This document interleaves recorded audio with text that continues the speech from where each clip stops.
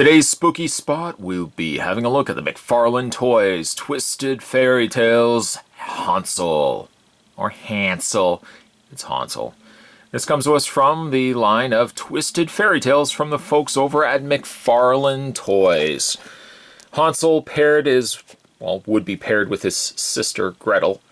To see more toys, you can head over to www.spawn.com. Turn around the back of the package. The infamous McFarlane Monsters action figure line is back. Series 4 focuses on beloved fairy tale and nursery rhyme characters, all skewed by the McFarlane vision into something new and horrible. We've already had a look at Miss Muffet and Humpty Dumpty. Other figures available, there were Gretel, Hansel, Peter Pumpkin Eater, and Red Riding Hood. It seemed like Red Riding Hood actually is the hardest figure to find of the four, or of the six, I should say. And to check her out online on eBay, she usually is the most expensive.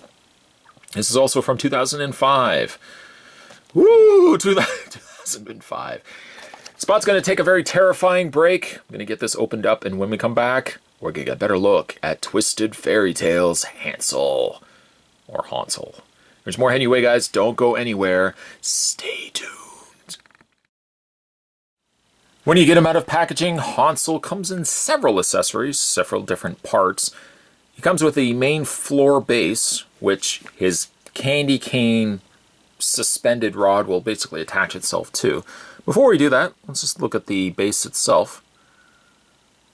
All the little skulls, bones, my guess at the remains of other children that fell to the hands of the evil witch that had this candy house.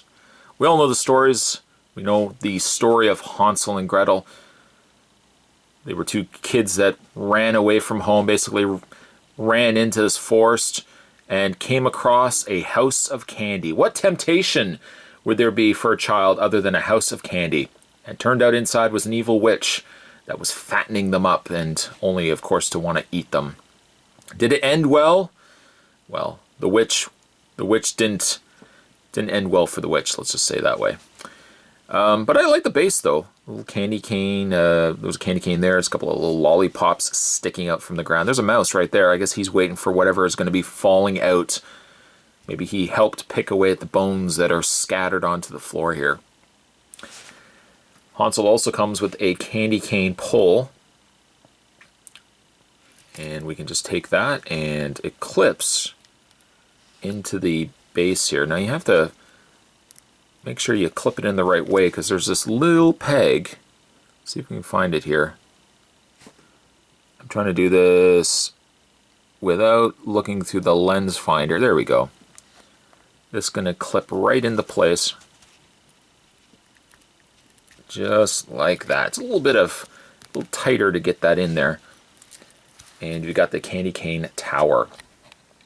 The tower itself is cool too, because this doesn't rotate. This is just sculpted plastic, but all these little pulleys that are heavily rusted, as if, the witch would have had this for a long period of time, probably trapped numerous children inside here. You have all this excessive chain. There's enough clearance of a chain that wraps around the top and comes down, and there's this little hook that, getting it out of packaging, this hook was not properly attached to the chain. In fact, I think it was stuck to the tape. But this basically wraps around the chain, the little pulley wheels, and over the top and down. It's I wish it was a little better laid out, because I find every time you want to adjust Hansel, this little chain part comes off and the chain falls off the candy cane tower. Little pull here. But this hook clips right into place, and that hangs. That will hold the cage in place. I'll show you guys that in a second. But all this excess chain, I just wish this wasn't here. I suppose you could kind of just wrap it around the base, just to kind of free it up. At least then it looks a little more tidier than having all this extra stuff hanging down. Wish it was a little more attached, because these don't move. These pulleys don't, the wheels themselves don't move. They're just affixed. So I wish that they had just glued the chains in those areas so the chain wasn't going to flop off So you wouldn't find yourself having to do this all the time. But you got something that looks like that. We'll just move that to the side. And let's have a look at Hansel. Now Hansel's inside a cage. Very nice paint on the cage itself. Carries over that same rusted motif that was on the wheels and pulleys on the pole.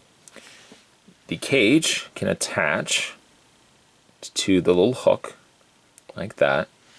And it can suspend. It doesn't suspend high, or it doesn't really suspend high. It sits actually relatively low. And I guess that's where you could take the extra clearance of those chains and just bring it down a little bit. But again, you'll want to adjust it down here so that you can raise the cage a little higher than what it's doing right now. Let's go ahead and take it off the hook. I'll just move that to the side. Now, you would think that Hansel is permanently in the cage, like there's really no way to get him out. You actually can take him out. First things first, the bone that he's holding in his hand.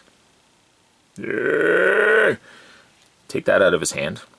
And to do that, detach it from itself, pull it one end off, and then you can take the other end and slide it through his hands. That's pretty much the only thing that obstructs him from getting out of the cage, because you can open the cage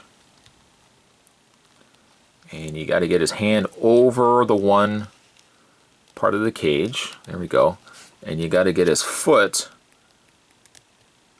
over top to clear this section here. There we go. And once that's cleared, this cage will open up. And it takes a little bit of adjusting to get Hansel out. You can slide him right out of the cage. There's the bent, mangled metal cage that he was living in. I mean, he's just a disfigured mess. You would imagine, I mean, he's probably been in that cage for a long period of time, that by now he's lost feeling in his feet. His muscles have tightened up. He pretty much can't move because he's been crouched inside that small space. It also looks like the witch has done a little bit of surgery on poor Hansel here, perhaps rendering him of any sort of intelligence. She's basically just made him into just a mess of a man.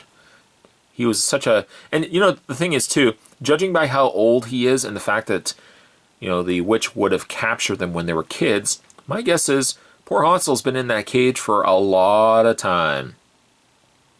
There is really no posability. I mean, you can move his arms, but you kind of have to be also weary of how, you know, how those arms were when they were in the cage, because getting him back in the cage tends to be a little harder than getting him out of the cage.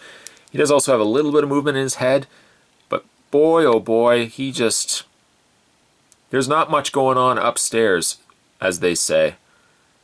Not much at all. And I guess the legs can rotate slightly too. But again, I generally keep it in pretty much the same pose that I see it. Actually, I really even shouldn't say that. I keep it basically him in the cage and just suspended. That's how I'm going to likely just have him displayed, because it just makes no sense, you know, to take him out of package. I mean, you know, you can have him out of the cage, but really, what's he going to do? He's no help to Gretel, that's for sure. That is for sure. Paint's nice, though, with the dingy color of his clothes. His feet, again, are just wrinkled messes. Poor, poor Hansel.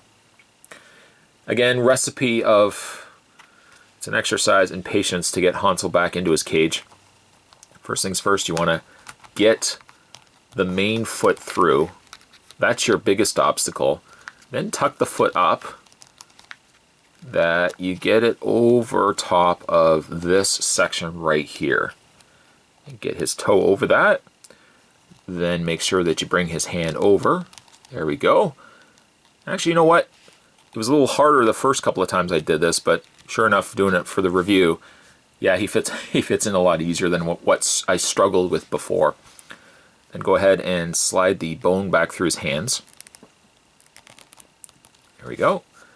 And attach the bone, the other end of the bone, to the other side.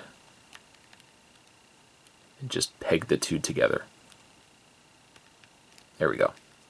And then when you're finished, take the cage, hang it by the candy cane pole, and Hansel is back to his prison. Poor, poor Hansel. It's a really cool piece. Oh, and also one of the other things, too, that he comes with, which I didn't get a chance to show you right off the bat, also comes with an axe. Again, it probably serves no purpose to him right now, because I really don't even think he's be able to wield an axe for how disfigured his limbs are. But the axe is pretty cool. Hansel's a fun piece. I feel as if, though, he's one of those things where maybe you'd want to get Gretel as a standalone figure to Hansel. Hansel makes no sense really to be on his own. Although, to be fair, McFarlane Toys does, again, astonish me with the level of detail to a really grotesque figure, taking characters that we know and love, Hansel and Gretel, and turning Hansel here into a disfigured mess. Somehow, when it comes to male and female characters, McFarlane always seems to find a way to make the women sexier, and yet he makes the guys just into just disastrous messes. And that pretty much sums up Hansel here. Today's spooktacular spot. It's okay, man. It's okay. It's okay. We're having a look today at the Twisted Fairy Tales Hansel. Stay tuned, guys. Spot's going to have more terrific spooky spots heading to you this month of Spottober. Still got a couple left. Stay tuned for those. Thanks for watching. I'll see you next time.